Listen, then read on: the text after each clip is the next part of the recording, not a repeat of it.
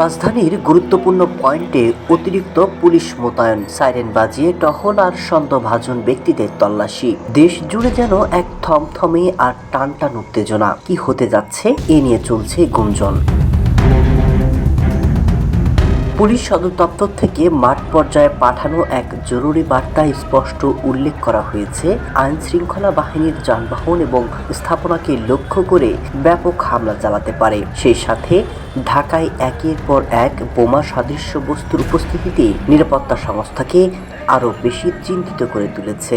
গোয়েন্দা প্রতিবেদনে উঠে এসেছে একের পর এক বিস্ফোরক তথ্য। ক্ষমতাচ্যুত এবং কার্যক্রম নিষিদ্ধ হওয়ায় আওয়ামী লীগ প্রকাশ্যে কোনো কর্মসূচি দিতে না পারলেও আগস্ট মাসকে কেন্দ্র করে নতুন কৌশলে মাঠ কাঁপানোর ছক কষছে।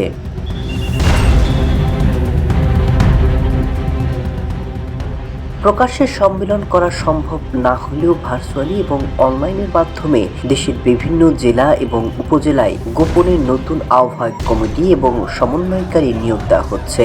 জামিনে মুক্ত থাকা নেতা এবং এলাকায় প্রভাবশালী ব্যক্তিদের দিয়ে তৃণমূলকে সক্রিয় করার চেষ্টা চলছে। আইন শৃঙ্খলা বাহিনীর তাৎক্ষণিক অভিযানের অংশ হিসেবে এরই মধ্যে রাজধানীর পাশাপাশি দেশের বিভিন্ন শহরে অভিযান চালিয়ে গ্রেপ্তার করা হয়েছে বেশ কিছু নেতাকর্মীকে। তবে প্রশ্ন থেকেই যায়, প্রশাসনের এই কঠোর নজরদারি এবং স্পেশাল অ্যালার্ট কি পারবে সম্ভাব্য সব ধরনের নাশকতা ভেস্তে দিতে, নাকি আগস্টের এই রাজনীতিতে নতুন করে কোনো উত্তাপের জন্ম নিতে যাচ্ছে?